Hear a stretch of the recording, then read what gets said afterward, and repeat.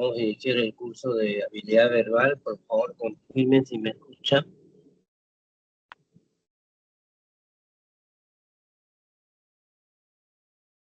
¿Que me escucha? Perdón.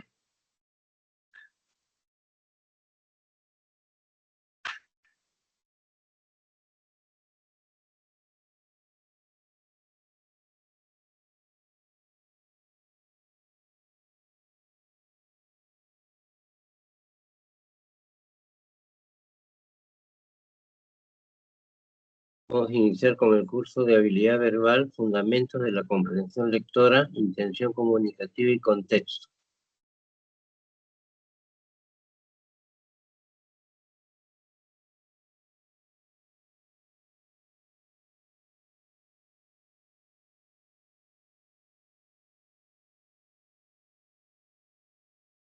Muy bien, podemos empezar.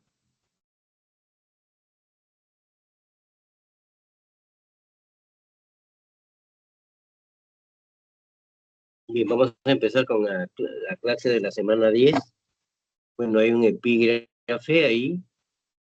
Como ustedes pueden ver que se está compartiendo la pantalla. Confirmen si se está compartiendo la pantalla, por favor.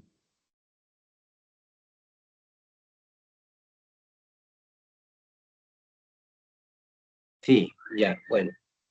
Hay una epígrafe que dice: nunca paro de escribir a pesar de mi mala fama, y el autor es Alfredo Bryce Echenique, por todos conocido como el que escribió Un Mundo para Julius, y hace unas semanas atrás, el mes pasado, fue homenajeado en la Facultad de Letras de la Universidad Nacional Mayor de San Marcos, justamente por su obra, ¿no?, que es muy conocida, Un Mundo para Julius. Debo decir que Bryce Echenique es egresado de la Facultad de Letras y Ciencias Humanas de la Universidad Nacional Mayor de San Marcos. Bien, vamos a ver los fundamentos de la comprensión, las bases para tener una mejor comprensión en la lectura. Se tiene que uno tener en cuenta cuál es la intención comunicativa del, por así decirlo, emisor, que sería el autor del texto, que es justamente el que construye el mensaje, ¿no? Se puede deducir que el que recibe el mensaje no solamente lo recibe directamente del emisor, sino que también puede estar implícito, que lo puede deducir del propio contexto, o también se puede decir que el propio receptor tiene propias experiencias que ayudarían a la comprensión del texto. O sea, existen factores externos al del sujeto enunciador, en este caso al emisor, al que produce el texto. Por más que él tenga una intención muy concreta, siempre pesa en la interpretación lo que se deduce y lo que se presupone a partir de las propias experiencias del receptor, en este caso, de los que leemos el texto. Y esto tiene que ver con aspectos pragmáticos de la comunicación, como por ejemplo puede ser el énfasis, ¿no?, o también la gestualidad, entre otros. Bien, vamos a poner un ejemplo, que lo vamos a leer en clase, que se refiere a la intención comunicativa. Vamos subiendo un poquito. ¿Dónde está esto?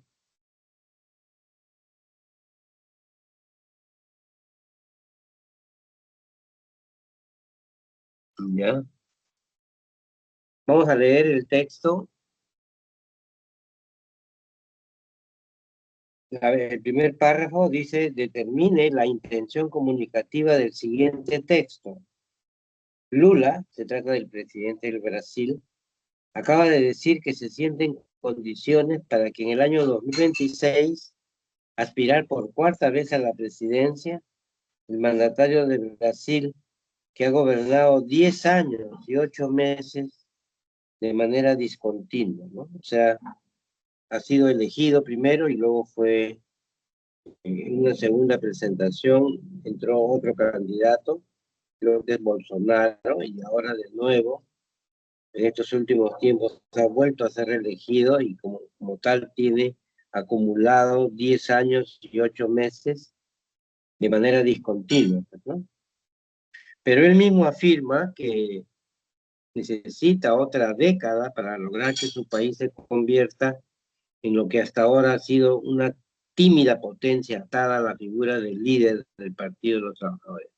En años anteriores, cuando era presidente, Lula logró, debo decir, que Brasil fuera ya considerado dentro de los 8 grandes que gobiernan la economía mundial.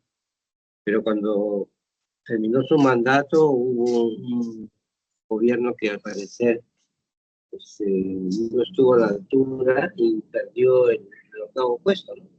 Pero ahora que de nuevo ha vuelto a ser elegido, parece que de nuevo está subiendo, ¿no? Leo el segundo párrafo. El caso de Lula nos recuerda que dejar el poder resulta más difícil que llegar a él. O sea, esta es una máxima maquiaveliana, ¿no? O sea, no solamente se trata de conquistar o llegar al poder, sino de conservarlo o de preservarse en el poder. ¿Ya? Entonces, según la teoría política, más difícil es preservarse, o sea, mantenerse en el poder que llegar a él, ¿no? Ya vuelvo a leer entonces el párrafo 2. En el caso de Lula nos recuerda que dejar el poder resulta más difícil que llegar a él. Y eso finalmente ganó la presidencia después de intentar llegar a ella 4 veces, sin contar que estuvo en la cárcel cuando era sindicalista y se oponía a la dictadura, pero desde que llegó al Planalto, o sea, a la sede del gobierno, ha construido una figura que hoy más que política parece mitológica. En ese sentido, el líder del Partido de los Trabajadores de Brasil se está convirtiendo en un mito, ¿no? Al parecer, el mito combina cualidades concretas, pero también cualidades, por así decirlo, que van más allá de lo real, ¿no? Leo el tercer párrafo. No solo es cosa de él, o sea, hay otros líderes, como por ejemplo Nayib Bukele, también se niega a dejar el poder y quiere gobernar quién sabe hasta cuándo. Por eso acaba de reformar la Constitución, igual que el brasileño Bukele, de esos que se creen imprescindibles. Así, la ley prohíbe la reelección indefinida. Como ustedes pueden ver, tanto Lula como Bukele buscan permanecer en el poder hasta reelegirse, ¿no? Veamos el cuarto párrafo.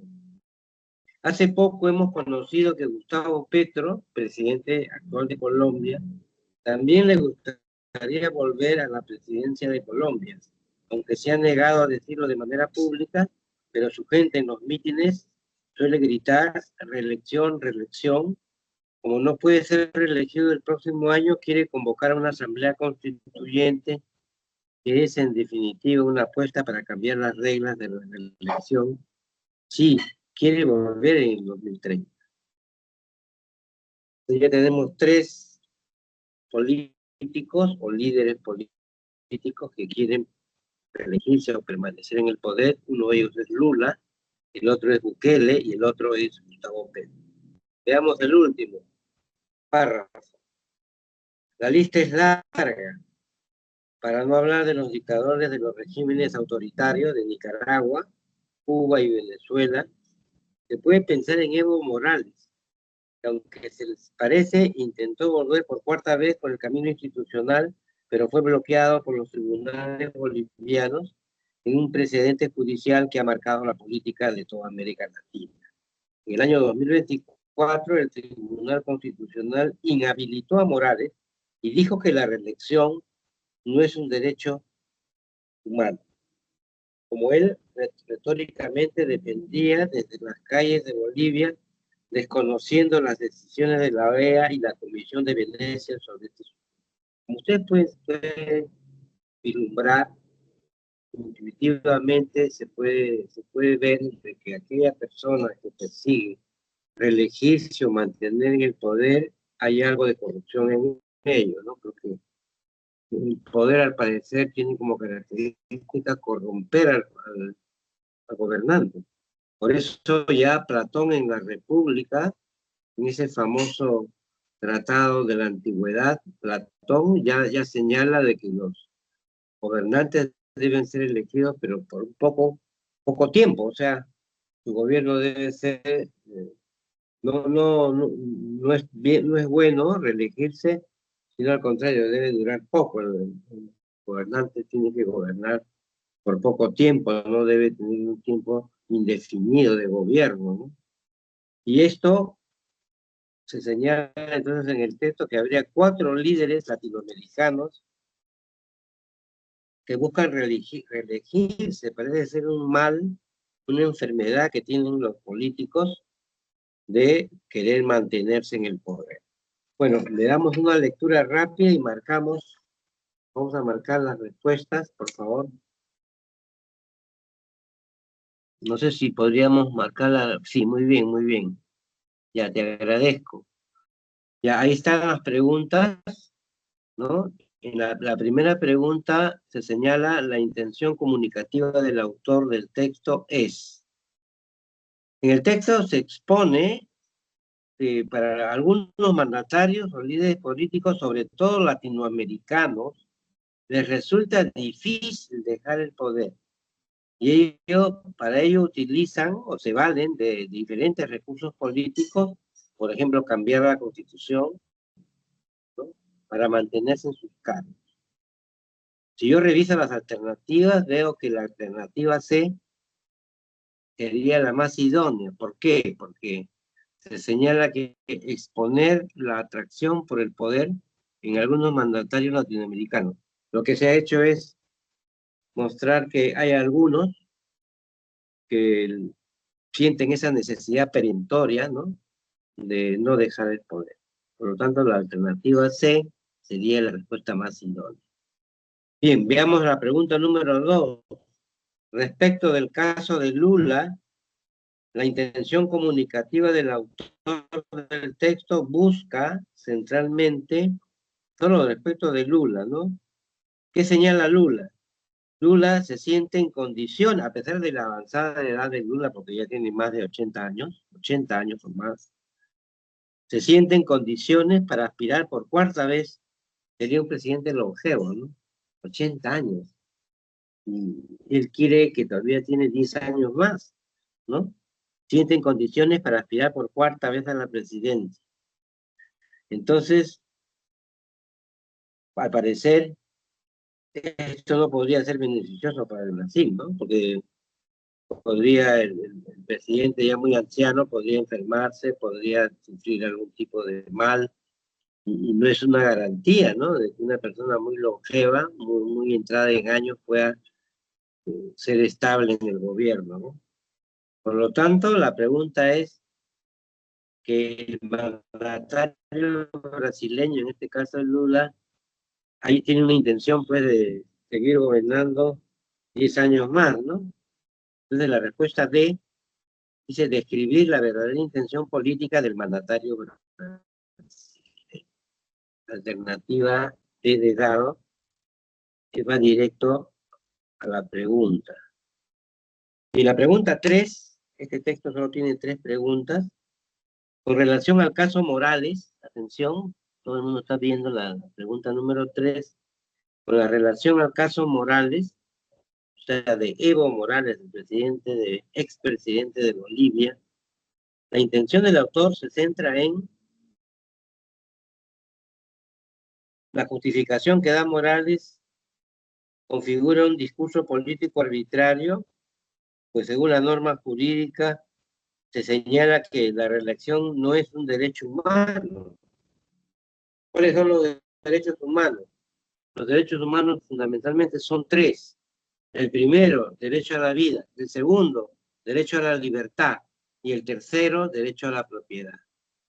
Por lo tanto, el derecho a reelegirse no es un derecho humano, ¿no?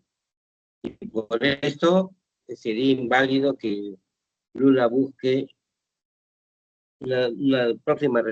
Morales busque una próxima reelección. Por lo tanto, la respuesta sería desvirtuar los discursos políticos que intentan justificar la reelección constante como el caso de Morales, ¿no? La alternativa B de bueno.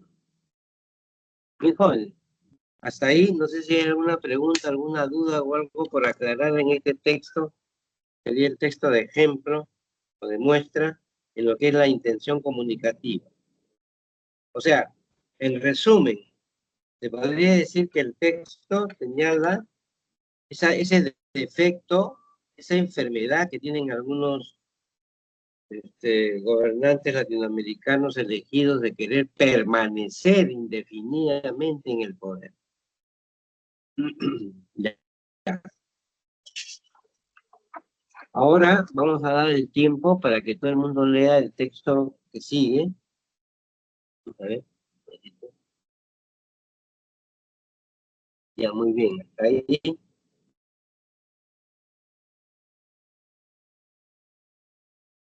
ahí estamos. El texto que sigue, todos estamos compartiendo, ¿no? Esto que sigue, ahí. Ya, muy bien. Tiene que ver con un texto sobre epistemología. Vamos a dejar un tiempito para que todo el mundo lea. Es importante que este texto de epistemología, que significa filosofía de la ciencia, se trata de Thomas Kuhn y de Karl Popper, ¿no? Son dos epistemólogos. Kuhn es un epistemólogo o filósofo de la ciencia norteamericano, en cambio Popper es un filósofo de la ciencia británica. Pero el texto se centra en la idea de Kuhn, en la ciencia normal. Para Kuhn hay una ciencia normal y hay una ciencia, por así decirlo, revolucionaria, una ciencia extraordinaria. O sea, en la ciencia habrían dos momentos, el momento de ciencia normal y el momento de ciencia extraordinaria. Pero leamos el texto para que podamos darnos una idea primero y poder pasar a la pregunta. Vamos a leer el texto. Ya, muy bien, muy bien. Muy bien, hay que dejarlo ahí.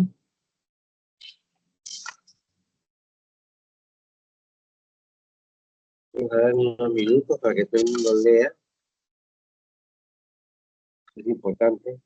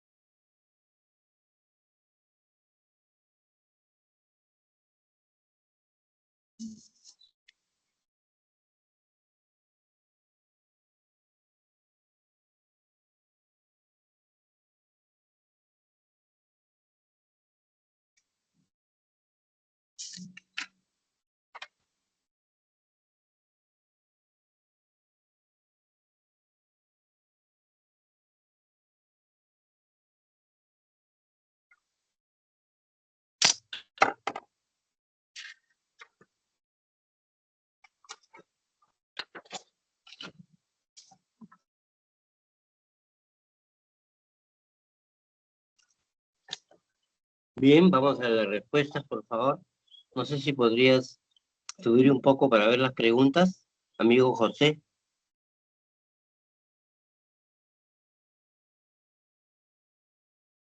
Habría que subir un poco las preguntas. Bueno, las preguntas todo el mundo las tiene en observancia. No sé si puedes subir un poco, José. Ajá, muy bien, muy bien.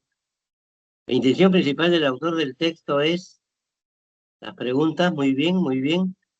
Bueno, como ya les he dicho, el texto se centra en el concepto de ciencia normal en oposición a la ciencia extraordinaria, ¿no? Para Kuhn, la ciencia normal es el momento o el tiempo en que los científicos están felices de vivir bajo la sombra de un paradigma. Es decir, en cambio, la ciencia extraordinaria es donde ya hay contradicciones en el paradigma normal y lo que se busca ante las anomalías es proponer uno nuevo, ¿no? Esa es la ciencia extraordinaria. En este caso, la ciencia normal eh, eh, según el texto, se centra en desarrollar el concepto de ciencia normal postulado por Kuhn cuando puede ser objetado o no a partir de la contrastación. Bueno, la diferencia entre la verificación y la contrastación es que la contrastación por lo general apela a dos teorías que explican un mismo hecho fenómeno, ¿no? Contrastar sería comparar con la realidad. En este caso, es diferente a verificar, ¿no? La verificación es directa con la experiencia, pero en la contrastación de lo que se trata es de una comparación entre dos realidades, ¿no? Para Kuhn es importante la contrastación, por lo tanto, la intención del autor es explicar el concepto de ciencia normal y cuáles serían los efectos de la contrastación. La alternativa A, entonces, es la respuesta más idónea. La pregunta 2, atención, el vocablo rompecabezas hace referencia a un problema científico. Como tiene que ver con un problema también se podría tener como sinónimo cuestión. Una cuestión es un problema. Por lo tanto, es un rompecabezas, ¿no? La alternativa C, entonces, sería la respuesta al vocablo, el sinónimo de rompecabezas sería cuestión. La alternativa C.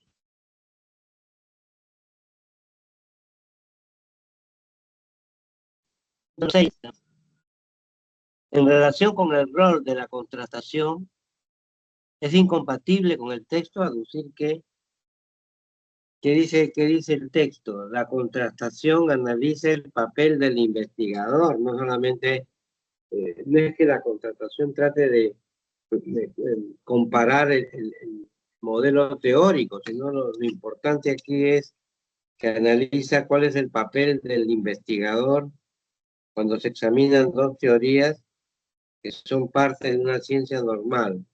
En ese sentido, no siempre somete a un análisis riguroso al modelo, o sea, al paradigma, ¿no?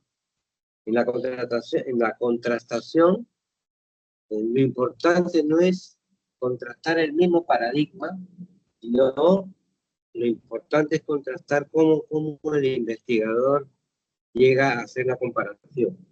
Eso es algo más subjetivo, ¿no? Por lo tanto, ante la pregunta, dice, es incompatible sostener que siempre somete un análisis riguroso el modelo del paradigma científico normal. No es así. Lo que estamos diciendo es que el investigador es el que se contrasta también, ¿no? O sea, la manera como el investigador contrasta es importante. Por lo tanto, desde edad. En la pregunta número 7, atención, se infiere, esto quiere decir que se deduce, que para Popper, que es el otro epistemólogo británico, el motor de la investigación científica es guiado por su análisis. Según Popper, debe concentrarse en la contrastación, y la contrastación es un paso determinante en la investigación científica, según Popper, ¿no? Entonces se infiere que para Popper el motor de la investigación científica es guiado por las distintas contrastaciones que se hacen sobre la teoría científica. Pero, según Kuhn, no es así, ¿no? Según Kuhn, se trata de ver cómo actúa el investigador contrastando. No solamente tiene que ver con la teoría, ¿no? Sino con el sujeto que investiga. En ese sentido, hay una diferencia, ¿no? Porque Popper va a lo objetivo, a la teoría, en cambio Kuhn va a lo subjetivo, o sea, a la conducta del investigador. Por lo tanto, la respuesta está en B. Porque se está preguntando por Popper y no por Kuhn. Y en la pregunta número 8, en términos de Kuhn, tiene un libro que se llama Kuhn es muy famoso porque tiene un libro que habla sobre la historia de las investigaciones científicas. O sea, él es el que de alguna manera comienza con el tema de la historia de la ciencia. Es importante para él. No solamente la ciencia se funda en la producción de teorías, sino también de su historia. O sea, la historia, la coyuntura, el contexto en que se vive es importantísimo para la enunciación de una teoría, ¿no? La teoría científica no nace en el vacío, sino nace de acuerdo a su contexto histórico. Kuhn, se podría decir, es un historiador de la ciencia, ¿no? A diferencia de Popper, que solo es un filósofo de la ciencia, también Kuhn es también, aparte de ser filósofo de la ciencia, es un historiador de la ciencia. Por eso tiene un libro que se llama Historia de las Revoluciones Científicas, que es lo que vamos a ver el primer año en la universidad, ¿no? Cuando lleguemos al curso de filosofía, o filosofía de la ciencia. Bueno, la pregunta número 8, entonces, dice, en términos de Kuhn, si la contratación arrojara un fracaso de una de las propuestas de la teoría de evolución, se perjudicarían pues todos los que investigan sobre teoría de la evolución, ¿no? Esto sería negativo para el prestigio de los científicos particulares que investigan sobre teoría de la evolución. La respuesta está en A.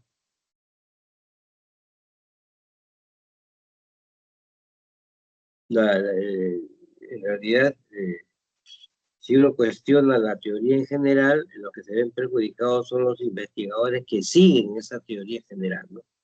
En el caso de la teoría de evolución, tiene muchos seguidores porque la teoría de evolución es una teoría actualmente muy exitosa, ¿no?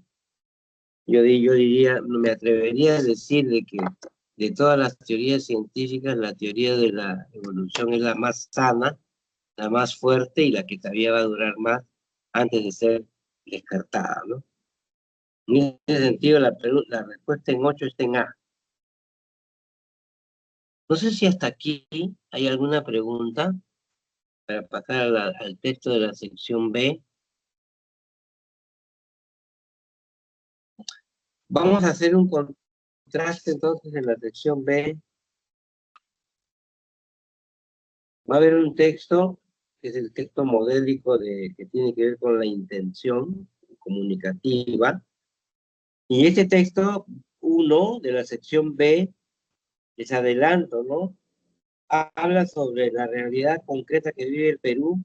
El país está amordazado por la criminalidad y ha resignado a sus ciudadanos a la inseguridad absoluta.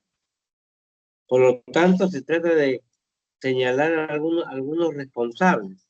Y es muy importante que ustedes vean la infografía que está ahí, que es justamente una encuesta de Ipsos. Ipsos es un instituto que hace estadísticas, o sea, evaluaciones estadísticas, ¿no? Es eh, es una evaluadora, pues, estadística, ¿no? Ipsos, sobre todo para cuestiones electorales. Pero en este caso se ha hecho la encuesta para ver cómo, si la gente confía o no en las instituciones que tienen que ver con lucha contra la delincuencia, ¿no? Es importante entonces la lectura y observar detenidamente la infografía. Vamos a dar un tiempo para que todos ustedes lean el texto. Tiene que ver con nuestra realidad. Vamos a ver, unos de 3 a 5 minutos.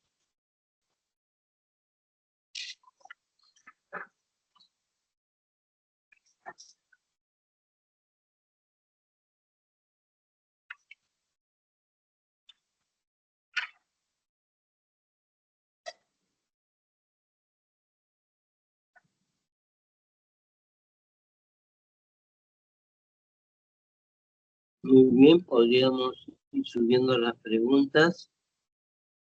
Amigo José.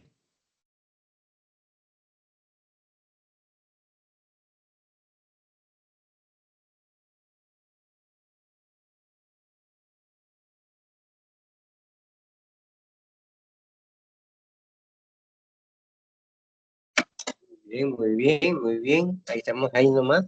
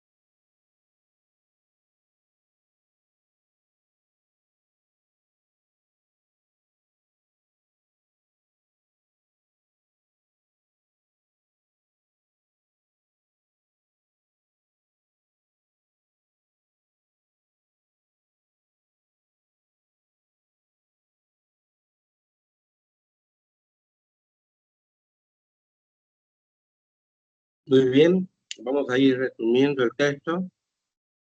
En primer lugar, el país vive amordazado por la criminalidad y viene siendo resignado a que sus ciudadanos vivan en la inseguridad absoluta. En este complicado y sangriento escenario, los peruanos apuntan a los culpables, que serían en primer lugar, dice la gente, con el 56%, y el legislativo con el 42%, la Policía Nacional con el 37%, el Ministerio del Interior con el 32%, el ex ministro José Santibáñez con el 29%, los jueces 29% y los alcaldes 19%. Por lo tanto, uno puede ver la tabla y ver las instituciones. La principal responsabilidad está en el Ejecutivo, porque la mayoría de las instituciones pertenecen al Poder Ejecutivo, ¿no? En ese sentido, también el Congreso tiene que ver mucho con la criminalidad, porque ellos han sacado normas que terminan protegiendo a los propios legisladores y que a su vez es aprovechado por los delincuentes, ¿no?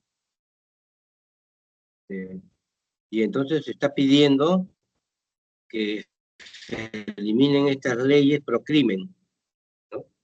Y por lo tanto, la gente ha perdido la confianza en las instituciones, ¿no? Y también ha perdido la confianza en la entidad policial que lucha contra la delincuencia, ¿no? El Congreso, en síntesis, es el Congreso el que genera más desconfianza porque tiene un 92%, seguido del Ministerio del Interior con un 83% y la Fiscalía con un 78%. Vamos con esta observación de la infografía. Vamos a la pregunta 1. ¿Cuál es el tema cardinal o central del texto? En el texto se describe las distintas percepciones de culpabilidad que se han desarrollado por los peruanos en el contexto de la alta criminalidad en que vivimos. Se percibe además que la expresidenta Boluarte, hasta los alcaldes, se hallan los culpables de esta situación. Por lo tanto, la respuesta está en A, las percepciones sobre la culpabilidad. Vamos a subir un poquito en la pregunta número 2, muy bien. En el texto, el término sangriento, ¿cuál es el sinónimo? Con nota dice, ¿no? El término sangriento califica al contexto inseguro que vive el país. En ese sentido es algo peligroso. Esa es una noción precisa, ¿no? Peligroso, sinónimo de sangriento. Alternativa, enano. La palabra sosegado significa tranquilo, ¿no? Estrepitoso, que hace mucho ruido. Ya, entonces tenemos que la alternativa está en E. En la pregunta número 3, sobre las opiniones presentes en la infografía, se infiere que por lo general no se pone a la presidenta, sino al gobierno, ¿no? Si bien las respuestas no responsabilizan directamente a Boluarte, sí responsabilizan a diferentes entidades del gobierno, como la policía, que depende directamente del Poder Ejecutivo, o sea, del gobierno. Las municipalidades también dependen directamente del Ejecutivo. El INPE, Instituto Nacional Penitenciario, también depende del Ejecutivo. Y el Ministerio del Interior, que también depende del Ejecutivo. Como todo depende del Ejecutivo, y el Ejecutivo tiene que ver con el gobierno, o sea, elegido. En este caso, la señora no fue elegida, por eso se le llama usurpadora, pero ya dejó el poder hace unos meses. No sé, el texto es anterior a eso. La respuesta está en C, ¿no? No se responsabiliza, pero sí al gobierno directamente, ¿no? Alternativa C. Aunque se señala hay algo sobre Dina Boluarte, pero viendo la infografía no aparece, pues, ¿no? En la infografía Dina Boluarte, aparecen las instituciones que pertenecen al Ejecutivo, ¿no? La alternativa C, entonces, en la pregunta número 4, leo textualmente, dice, resulta incompatible con lo expresado en el texto y en la infografía, señalar que, ojo, que las opiniones o percepciones de los peruanos plasmadas en el texto y en la infografía se basan en las distintas experiencias de hecho sobre la criminalidad. Las personas opinan a partir de lo que sucede y no a partir de una mera imaginación, ¿no? Por lo tanto, las opiniones vertidas por los peruanos no tienen un asidero en la realidad, eso sería incompatible. Sí tienen, pero aquí se afirma que no tienen, ¿no?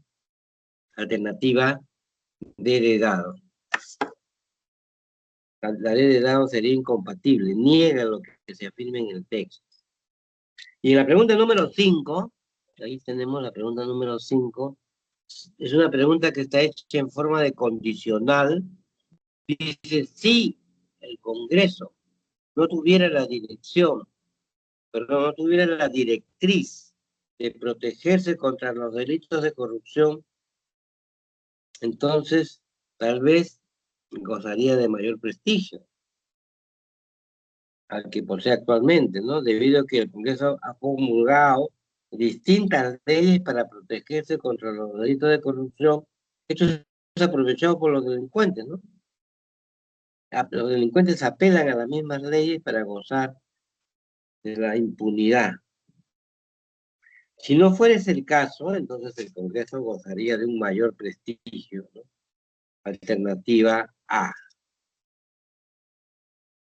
Muy bien, jóvenes, no sé si hasta aquí hay alguna pregunta, alguna duda o algo por aclarar. Los que puedan hacerlo levantan la mano, yo estoy atento a los que tienen alguna duda. Y ahora vamos a entrar a lo que es propio del texto dialéctico. Van a haber dos textos que son, que tratan sobre lo mismo, el mismo tema, pero de dos perspectivas diferentes. Vamos a darnos un tiempito para leerlos, ¿no? Ya, muy bien, muy bien. Muy bien. Ahí están los dos textos. Vamos a dar un tiempo para la lectura. La condición, el requisito sine qua non es que se lea despacio y bien, vamos a darnos nuestro tiempo, ¿no?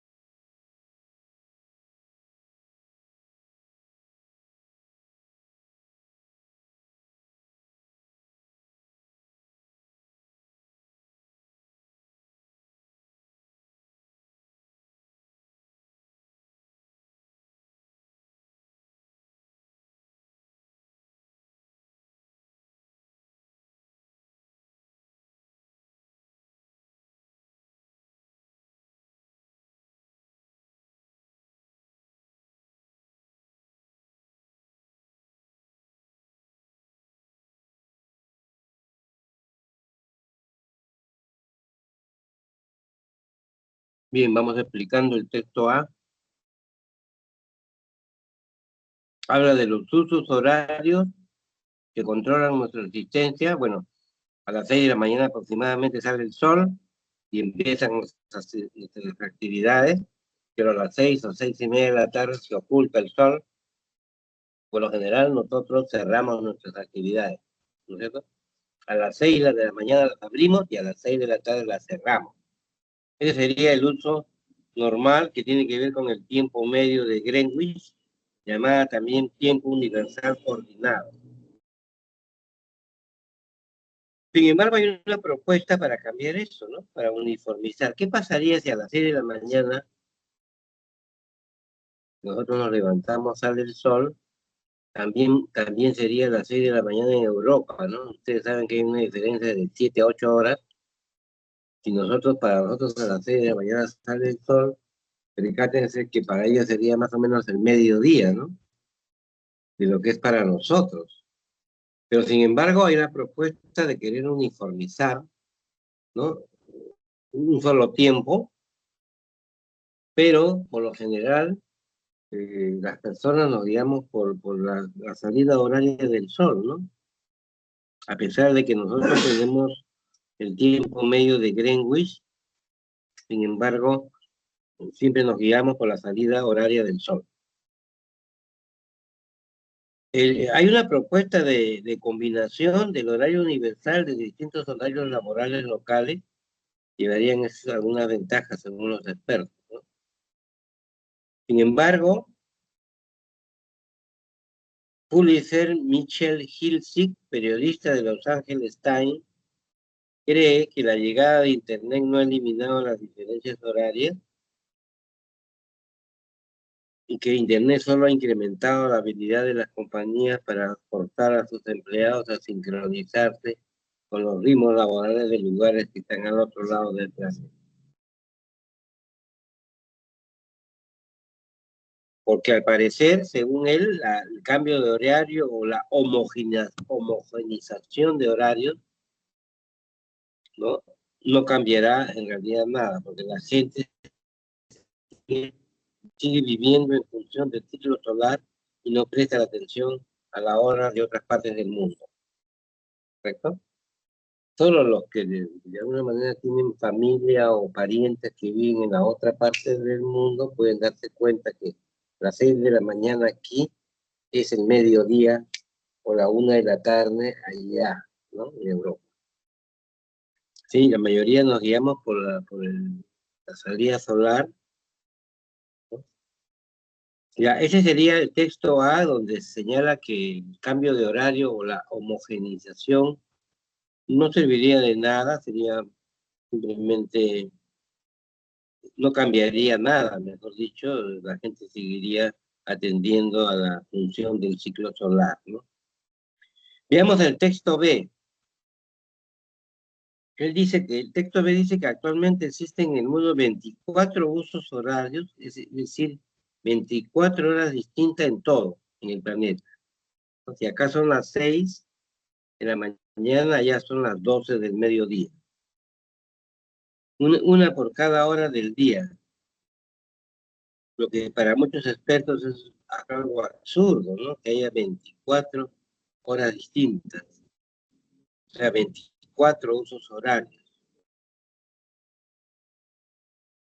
Hay dos profesores, un tal Dick Henry y el otro Stephen Hawking, vienen causando revuelo, ya que insisten en la creación de un solo horario universal que rija a todo el mundo, eliminando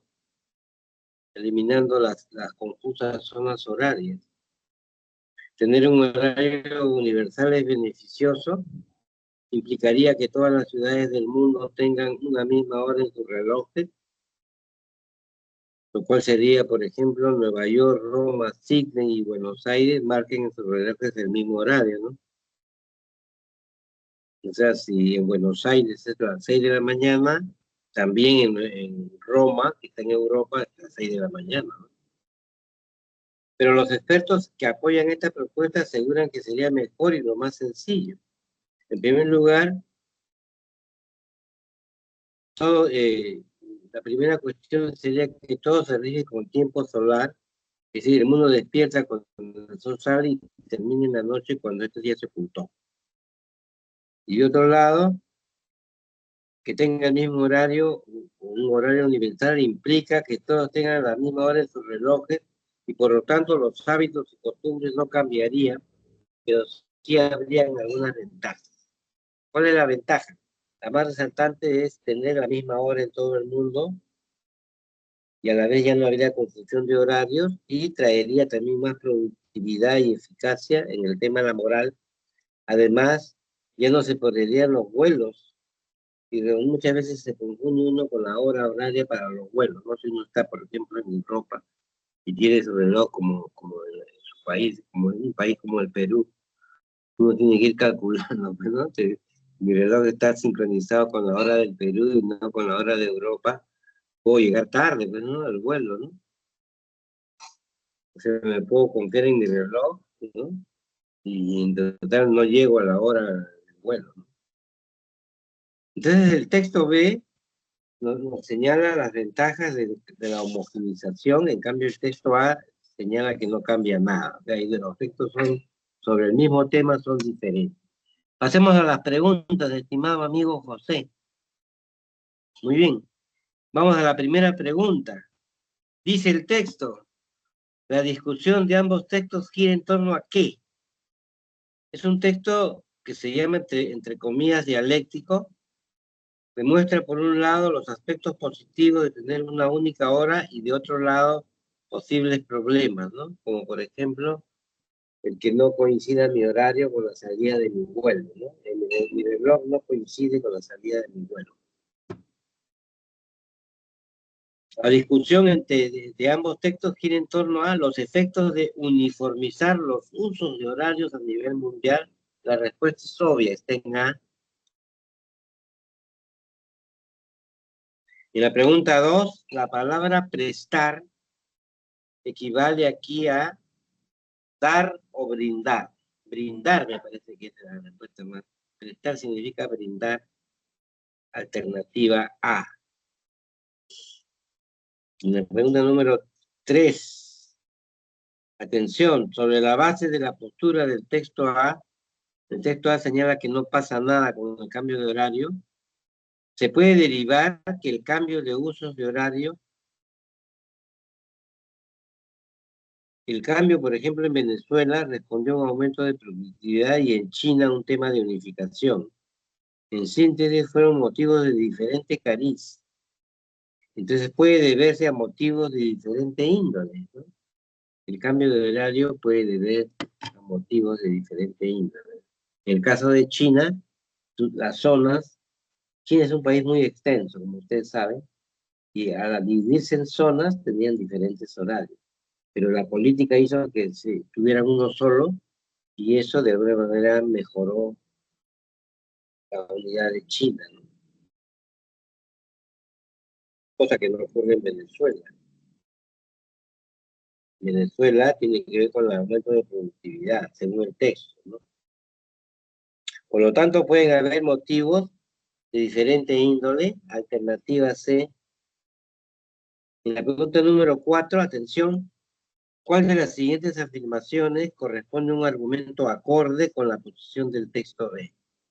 Yo tengo que comparar cada una de las alternativas que esté de acuerdo con la posición del texto B. El texto B dice que no pasa nada con el cambio de horario. Pero el texto B dice que hay mejoras, perdón. El texto B, a referencia del texto A, el texto A dice que no pasa nada, el texto B dice que hay ciertas mejoras, ¿no? Entonces vamos a ver cuáles son esas ciertas mejoras. Vamos a ver la alternativa A, dice modificar los usos, no cambiaría nada, eso es el texto A, pero me está pidiendo el texto B, ¿no? Y la B dice, gracias al desarrollo de Internet, no es menester modificar, eso también es el texto A. La alternativa C, ostentar un único horario mundial traería mayor productividad, y eso sí dice el texto B. La alternativa D, es apremiante reducir los usos de horarios, que son una docena en el futuro. Es apremiante.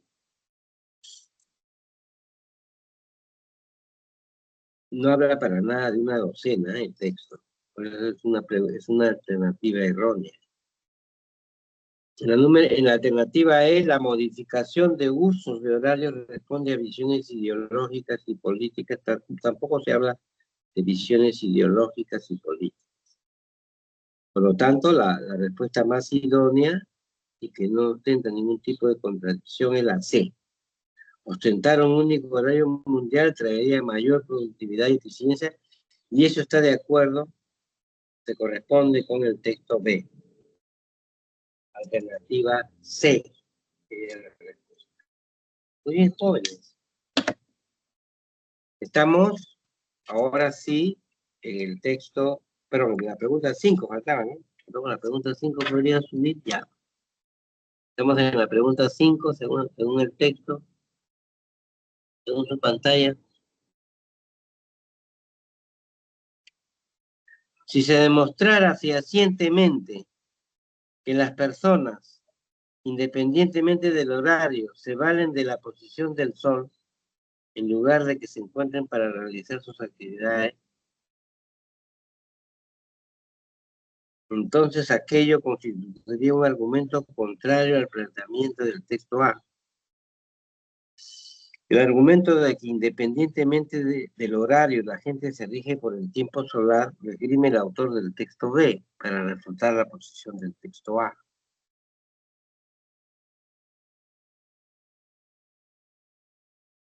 ¿Ya?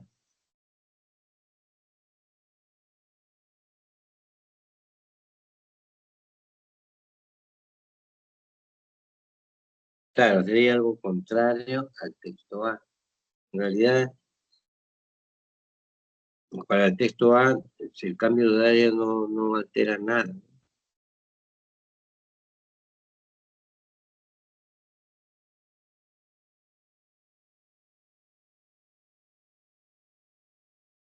El argumento de que independientemente del horario, la gente se rige por el tiempo solar, lo esgrime el autor del texto B y refuta la posición del texto A. Muy bien, jóvenes, no sé si hay alguna pregunta o algo por aclarar, pueden levantar la mano y pasaríamos, si no hay ninguna opción, ninguna duda, al texto 3. Es un texto muy interesante porque tiene que ver, es un texto mixto,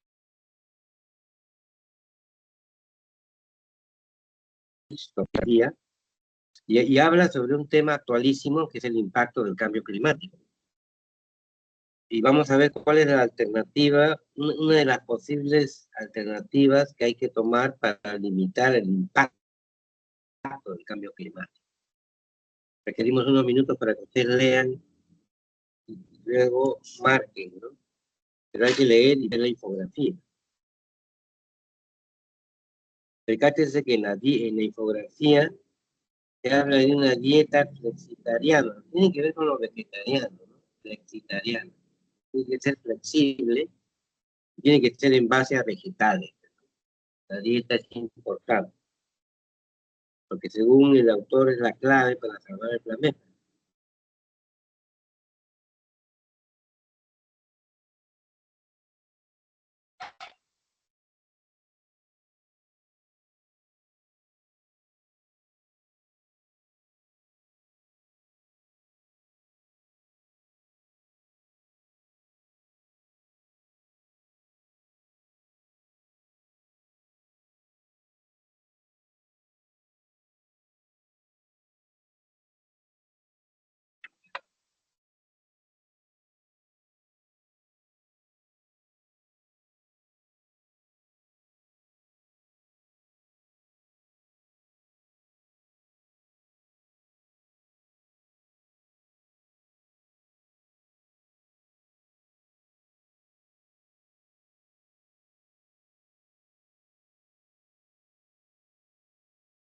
Bien, vamos a ir leyendo entonces.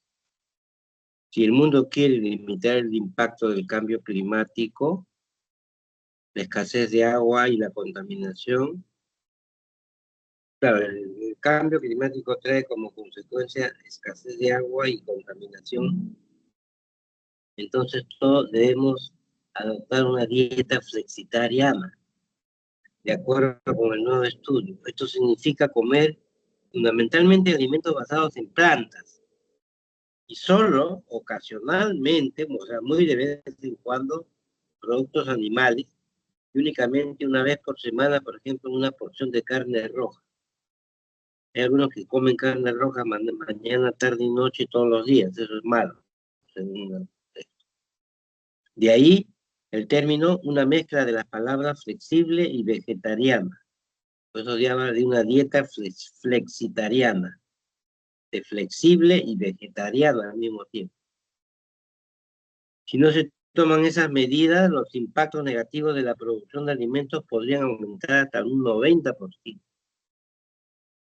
Claro, para poder alimentarse con carne, por ejemplo, se necesita más energía, y por lo general a veces la energía tiene que ver con el CO2, ¿no? Con el monóxido de carbono, ¿no? Y eso, originar combustión, siempre es un elemento que estimula la contaminación. El estudio fue divulgado apenas 3 días después de la publicación de un nuevo informe del Panel Intergubernamental del Cambio Climático, calentamiento global de 1.5 grados centígrados. Si llegamos a ese límite, va a haber una diferencia de solo medio grado de temperatura, tendría esas consecuencias devastadoras para nuestro planeta, por lo que es más urgente limitar el aumento de la temperatura a un máximo de 1.5 grados centígrados. Debemos estar por debajo. El nuevo estudio afirma que entre los impactos negativos de la producción y consumo de alimentos se encuentra la intensificación del cambio climático, el agotamiento de fuentes de agua dulce y la contaminación de los ríos por el uso excesivo del nitrógeno y el fósforo. Por eso la minería es dañina, ¿no? Porque utiliza el agua de los ríos para poder, ellos botan sus residuos, los mineros, en los ríos, y a la vez la contamina, ¿no? En el caso del cambio climático, los autores destacan fundamentalmente beneficios del flexitarianismo, es decir, una dieta flexitariana que tiene que ver con flexible y vegetariana al mismo tiempo.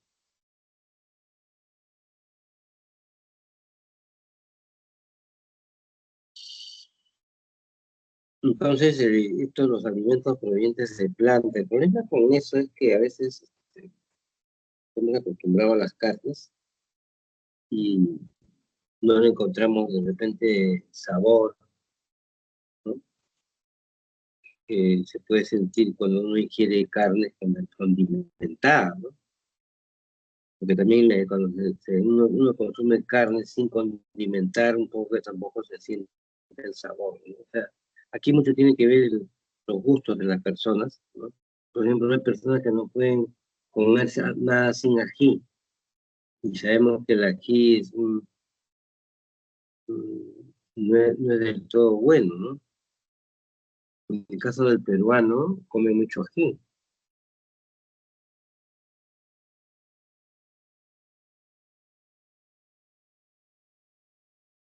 Estos investigadores, como Marco Springman de la Universidad de Oxford, y que es el autor principal de este estudio de dieta flexitariana, es adoptar de la dieta con pequeñas cantidades de productos animales que algunos llaman mediterránea y hoy nosotros denominaremos flexitariana. A otra dieta también pescatariana, tiene que ver con el pescado. Nosotros preferimos centrarnos en la dieta menos radical, la flexitariana. Hay personas que solo consumen pescados y mariscos y vegetales, pero aquí la flexitariana sería utilizar carnes en menor concentración, pero también usar vegetales, ¿no? Y combinarla, ¿no? Muy bien, vamos rápidamente, pasamos al gráfico, a la infografía. Subimos un poquito. Muy bien, amigo. Ahí está. Percátense, hay que mirarla bien, ¿ah? Dice, dice, menos carnes de cerdo. ¿Cómo le gusta a las personas el chicharrón? Por eso comen bastante cerdo. Carne bovina, de oveja, algunos la llaman carnero. Y el arroz también, el arroz es, miren, percátense ustedes, es 126.4 gramos, es 64 gramos por día, ¿no? Fíjese que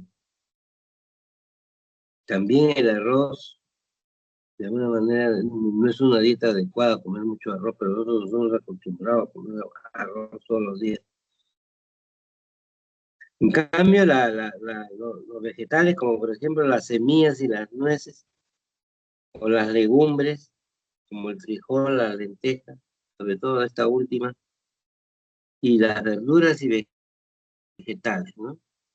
Que tienen que estar bien lavadas, evidentemente. Pues, ¿no? Y por lo general, todos los productos agrícolas, a veces para evitar para evitar las plagas, siempre usan pesticidas, y a veces, si no están bien lavadas, eso nos causa también daño, ¿no? Por eso, o sea, según el autor, hay que combinar las carnes con los vegetales. Pero hay que poner siempre menos carne y más vegetales, ¿no?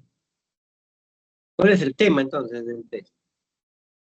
Es la dieta flexitariana como una alternativa para un futuro sostenible. Alternativa de edad.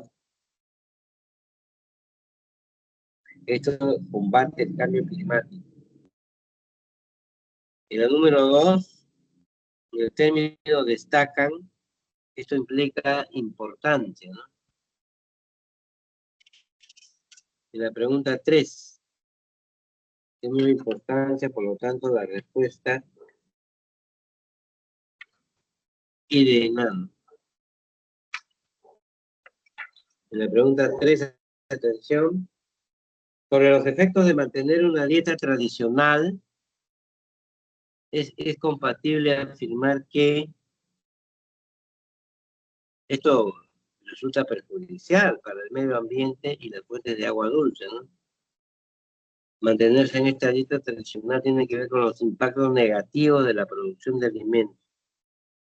Este impacto está vinculado al cambio climático y a la escasez de agua y la contaminación.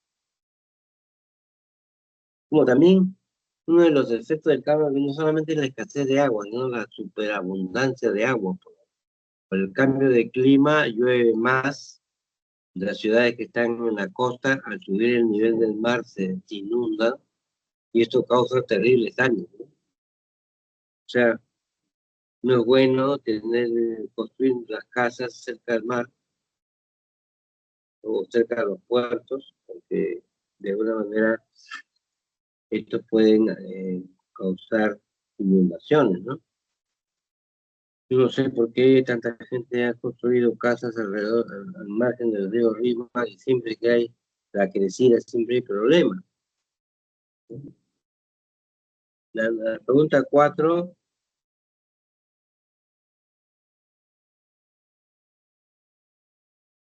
la pregunta 3 es la 4, dice, de acuerdo a la imagen y lo referido en el texto, podemos deducir que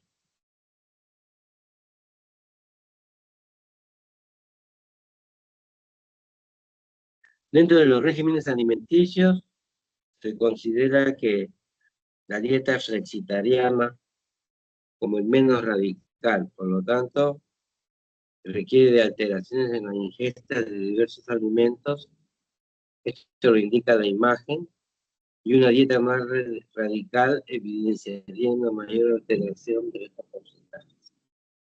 La respuesta está en C, entonces, ¿no? Veganismo tiene que ver con vegetariano, ¿no? Son plantas vegetales, ¿no? son, por lo general son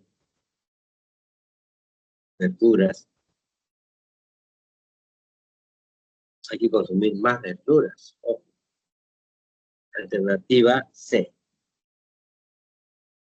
Y la pregunta número 5, si en general redujéramos el consumo de carne de nuestra dieta a los niveles que recomienda el flexitarianismo, también tendríamos que reducir el arroz, porque está ahí en la misma línea, ¿no? Y aumentar el de ciertas plantas para que cumplir con lo que se requiere en esta dieta. Hay que reducir también el arroz, mucho carbohidrato, ¿no? Alternativa A. Muy bien, jóvenes, y ahora todo el tiempo del mundo, estamos casi a la 1 de la tarde, vamos a tener 30 minutos para traducir, vamos a traducir el texto y responder la pregunta. Esta vez no hemos venido lectura. Bueno, la vez pasada nos vino la lectura de Kepler, que no terminamos. Kepler ha sido uno de los grandes científicos del Renacimiento y que ha dejado mucha huella, ¿no? La obra de Kepler, porque tiene que ver con las órbitas de los planetas alrededor del Sol. O sea, tiene que ver con nuestro viaje de la Vía Láctea. La vez pasada no tuvimos mucho tiempo más que anunciar que haría una lectura de Kepler. Pues, todo el mundo ya, como sonó el timbre, se alistó y se fue. Esta vez no ha venido texto agregado. Muy bien. Todo el tiempo del mundo para este texto hay que traducir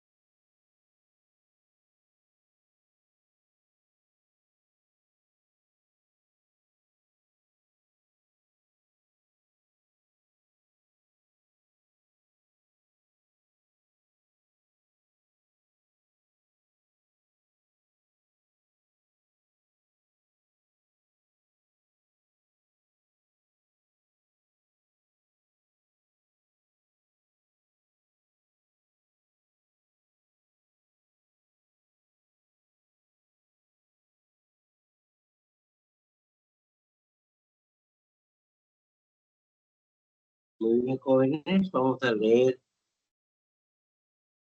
el texto que nos ha venido traducido esta vez, ¿no? Dice lo siguiente: aproximadamente una quinta parte de todo lo que come se usa para la condensación eléctrica. Un momentito. Aproximadamente una quinta parte de todo lo que comes se usa para alimentar la conversación eléctrica entre tus 100.000 millones de pequeñas, 100.000 millones de pequeñas células grises. Si un gran cerebro no nos diera ninguna ventaja, sería un desperdicio enorme. Hay algunos beneficios claros. En todo caso, nos hace más eficientes en lo que hacemos. Si las abejas están buscando una escena, por ejemplo, considerarán cada objeto uno por uno, mientras que los animales más grandes tienen la capacidad intelectual adicional para procesarlo todo de una vez. Podemos realizar múltiples tareas, en otras palabras. Un cerebro más grande también aumenta la cantidad que podemos recordar, tiene más memoria. Entonces, ¿no? Una abeja puede captar un solo puñado de asociaciones entre signos que indican la presencia de alimentos, antes de que empiece a confundirse.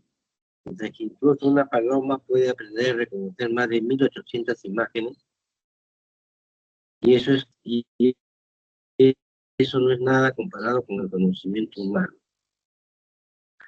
Para una comparación, considérese que los campeones de la memoria pueden recordar las secuencias de pi, literalmente miles de lugares decimales. Vamos a ver la traducción ahora de la pregunta, ¿no? Atención a la pregunta.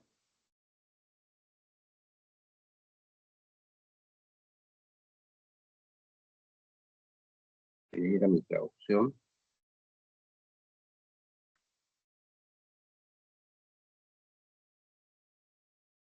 Acá dice principalmente el pasaje trata sobre, pregunta número 1,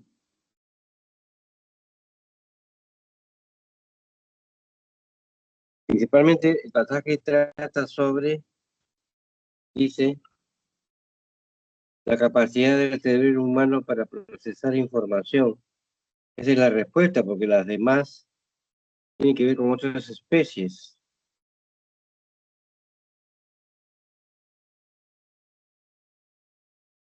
O tienen que ver con la cantidad necesaria para mantener un cerebro grande, pero no lo hace. Cerebro grande tienen varias especies de mamíferos superiores, ¿no? Pero el que procesa, el que tiene más memoria es el cerebro humano. Bueno, la respuesta está en A. Ahora veamos la pregunta número 2. Atención, la frase un puñado de, ¿qué cosa implica?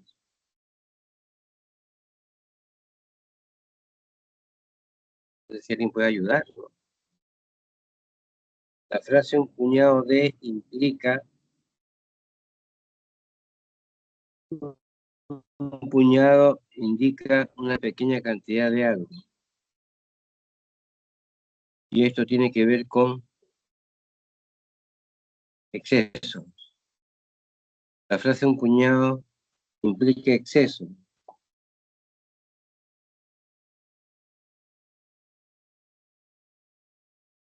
Una pequeña cantidad, pero aunque sea una pequeña cantidad ya es un exceso, un puñado, dicen, ¿no?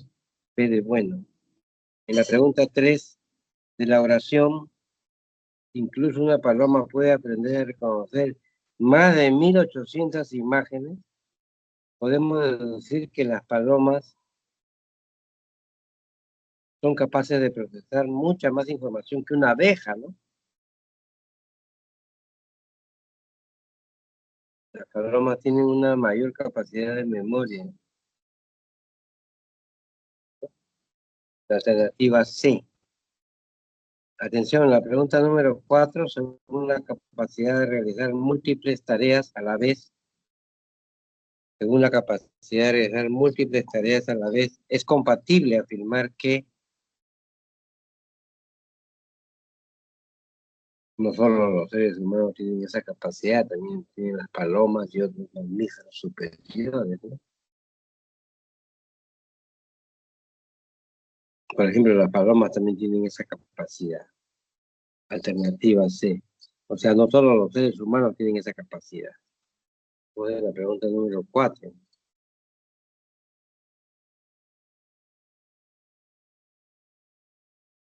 Y la pregunta número 5, si el gran tamaño de nuestros cerebros no nos diera ningún beneficio, el pasaje dice que si un cerebro grande no nos diera ninguna ventaja, sería un enorme desperdicio. Claro, es una ventaja que tengamos el cerebro grande, ¿no? Nos da una ventaja para tener una mayor memoria, para hacer, por ejemplo, no solamente recopilar datos como un programa de computadora o como la inteligencia artificial. ¿Cuál es la diferencia entre la inteligencia artificial y la inteligencia humana? La inteligencia artificial acumula datos y los puede procesar más rápidamente que una inteligencia humana, pero no puede pensar. O sea, ¿de qué me vale tener esos datos, procesar esos datos más rápido cuando no sabemos para qué? O sea, ¿cuál es la intención? El pensamiento tiene que ver con una especie de recopilar datos para poder hacer una interpretación de esos datos, ¿no? La inteligencia artificial puede hacer esa interpretación y a veces lo hace incorrectamente, ¿no? O sea, no, todo depende de cuánta información tenga el programa, ¿no? Pero, por ejemplo, la inteligencia artificial no es capaz de tener sentimientos, emociones, no puede procesar en qué consiste el dolor humano, por ejemplo, o lo que se llama conmiseración o piedad hacia los otros. Ese sentimiento de piedad o de conmiseración no tiene la inteligencia artificial. Y por lo tanto, no es sujeto de pensamiento, ¿no? Porque el pensamiento por lo general tiene que ver con las emociones, con el tratar de procesar, interpretar emociones, sentimientos. Y eso no puede hacer la inteligencia artificial. La inteligencia artificial puede, de acuerdo a los datos, de repente crear obras de arte o de repente crear tecnología más rápido y eficientemente que la inteligencia natural, ¿no? Del hombre. Pero no puede pensar y expresar interpretaciones profundas, ¿no? De eso se trata, ¿no? Ya, entonces aquí la pregunta dice, si el gran tamaño de nuestro cerebro no nos da nos da beneficio, ¿no? Nos da el beneficio de poder tener mayor memoria, pero si no nos diera ninguna de estas ventajas, pues sería un desperdicio que los tengamos, ¿no? La alternativa B de bueno. Sería un desperdicio en tanto a la energía que se utiliza, ¿no? Ustedes ya han visto que la energía es infinitamente grande, ¿no? Acá dice bien claro, energía, al comienzo dice, ¿no? Aproximadamente una quinta parte de todo lo que come se usa en la conversación, se usa para alimentar la conversación eléctrica, claro, o sea, de la conversación eléctrica tiene que ver con la interacción de las neuronas, ¿no? Que tienen que ver entre sus 100.000 millones de pequeñas células grises, que en este caso serían las neuronas. O sea, todo lo que consume, lo que come, se usa para alimentar estas neuronas y que éstas puedan tener esa conversación eléctrica, que es un consumo de mucha energía. La respuesta en 5 se puede enunciar desde este primer párrafo. La gran ventaja de este cerebro, que es grande, es justamente poder procesar tamaña cantidad de energía, ¿no? Nosotros somos mucho más eficientes que las abejas, que las palomas y cualquier animal, porque tenemos la capacidad de pensar, de programar, de crear, cosa que no tiene la inteligencia artificial. La inteligencia artificial puede copiar, puede acumular datos, pero no puede crear, no puede pensar, no puede interpretar. Ya. Y de repente puede resumir e interpretar, pero lo hace en base a solo a los datos, pero nunca hay una proyección, ¿no? Nunca hay una proyección, nunca hay una interpretación profunda de lo que está haciendo la inteligencia.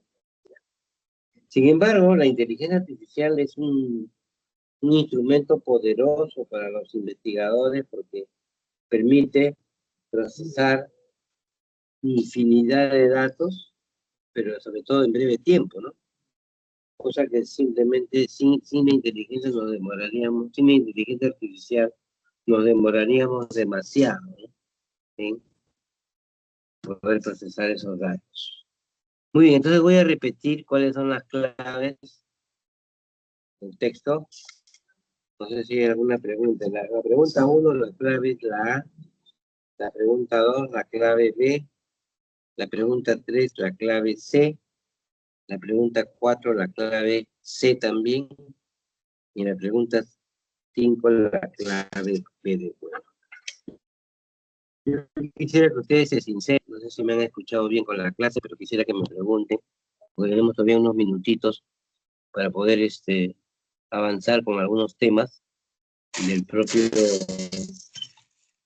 Van a haber unos seminarios también, creo, no solamente de este curso, sino de varios cursos para que ustedes puedan aclarar y poder, algunos alumnos me dicen, profesor, yo cuando leo el texto no entiendo, léelo 2 veces. Ya he leído 2 veces, pero sigo sin entender. Bueno, leen una vez más. Bueno, cuando ya me dicen la tercera, me dicen, profesor, yo leo 1, 2, 3 veces el texto y no logro comprenderlo, y yo digo, ¿lo has leído en voz alta? Porque, claro, uno puede tener muchos defectos de leer visualmente, mentalmente, no respetar los signos de puntuación, no respetar los tiempos, ¿no?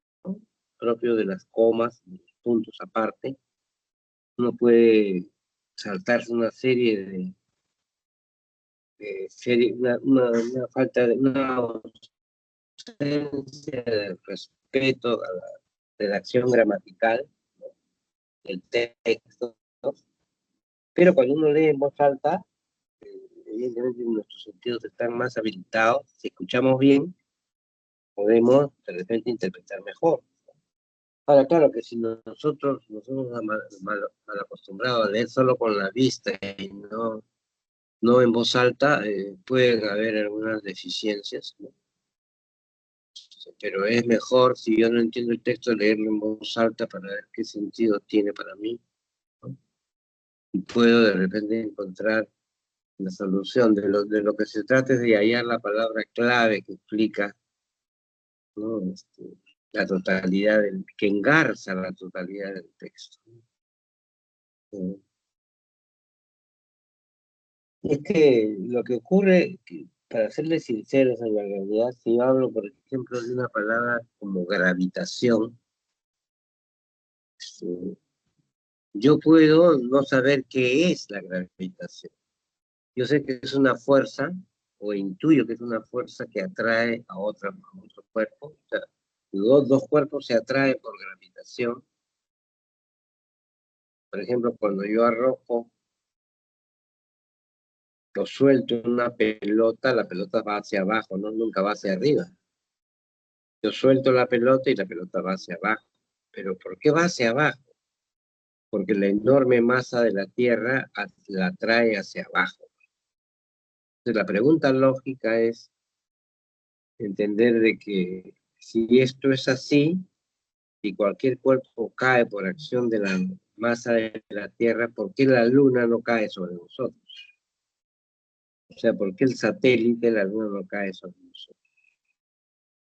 Y es la misma explicación del por qué, o sea, lo que, lo que ocurre en el movimiento de la Tierra también ocurre en el movimiento en el espacio, ¿no? También ocurre lo mismo, gravitación.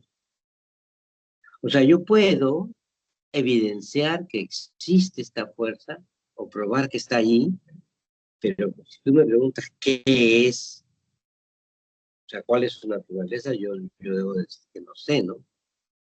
Porque tendría que entender, es decir, la gravitación es un conjunto de partículas, puntos, y que cada uno tiene un peso, y tendría que, pero eso no se ha hecho, ¿no?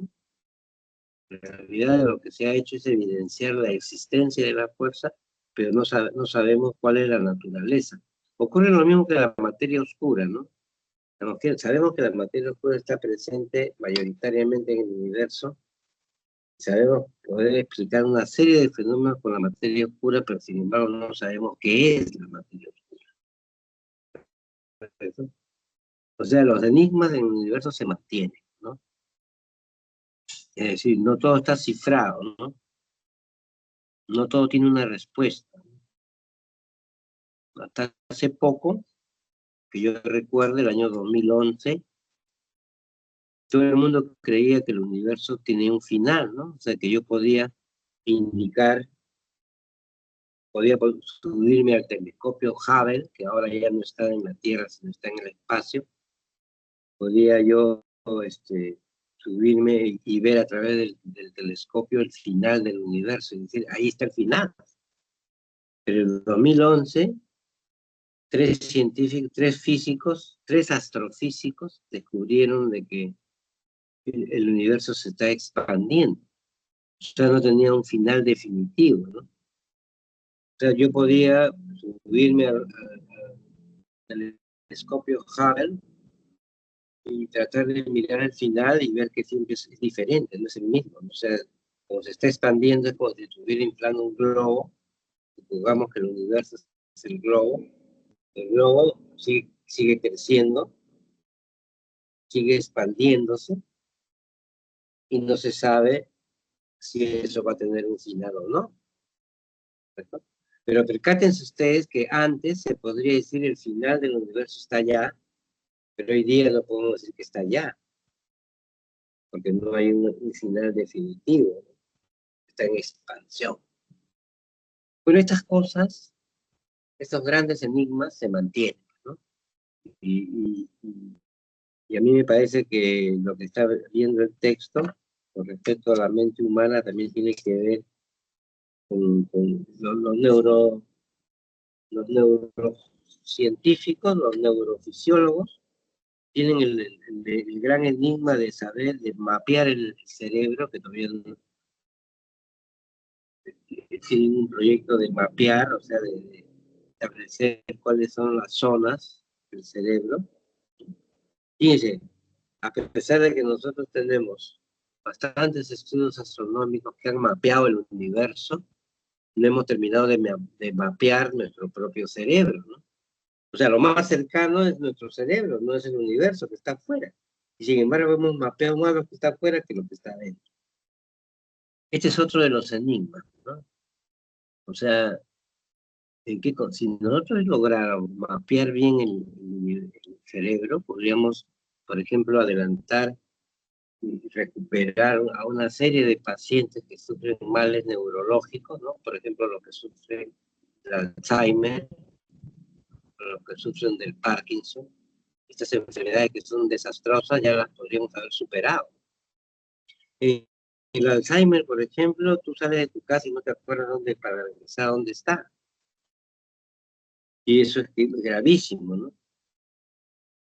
Y, en el caso del Parkinson, tú te mueves o tienes reacciones que tú no puedes controlar, como por ejemplo el temblor de tus manos, de tus brazos, ¿no? Tú no puedes controlar.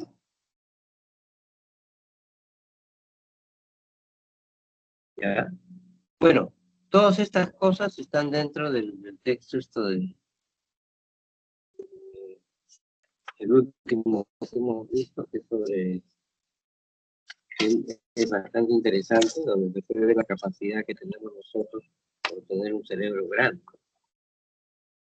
Ahora, la pregunta sería, claro, de carácter evolutivo, ¿por qué no tenemos el cerebro lo tenemos grande? Debió haber ocurrido algo en la evolución para que se cambie la estructura, ¿no? A pesar de que el elefante es inmenso, sin embargo su cerebro es muy pequeño, ¿no? ¿Y por qué los seres humanos que somos tan débiles tenemos un cerebro tan grande? Eso tiene que explicarse a través de la evolución, ¿no? Algo debió haber ocurrido en la dieta alimenticia, ¿no? Por ejemplo, hoy día sabemos que ya no debemos comer demasiado carne, que debemos más bien comer más vegetales, pero en ese tiempo, en un tiempo muy primitivo, el fuego, el descubrimiento del fuego hizo posible que podamos cocinar la carne y poder ampliar la dieta alimenticia, y eso de alguna manera favoreció a tener un cerebro grande. Muy bien, jóvenes, siendo justamente la 1:30 de la tarde, no sé si me han escuchado adecuadamente, ya en la próxima clase que va a ser presencial lo voy a comprobar, ya que ya nadie quiere levantar la mano, todos están tímidos hoy día, y no sé si al menos muestren con las manos si está bien lo que es la clase o no. ¿Todos me escucharon? Confirmen si me escucharon. ¿Alguno abra su micro? Mano levantada, muy bien. Más, a ver, Alexis. Muy bien, le pediría al señor José, que es mi homónimo, José Romero, que no sé si le puede poner un pantallazo. Puedes tomar una foto de la clase que estamos terminando para justificar que lo hemos hecho, ¿no? Y bueno, con ustedes nos veríamos hasta la próxima semana. Espero, les deseo muy feliz Navidad y Año Nuevo y que sigan leyendo algún texto de cabecera, ya todo el mundo tiene que elegir. Yo, por ejemplo, estoy leyendo Le dedico mi silencio, que es el último libro de Mario Vargas Llosa. Con esto me despido y que tengan feliz Navidad y próspero Año Nuevo. Muchas gracias.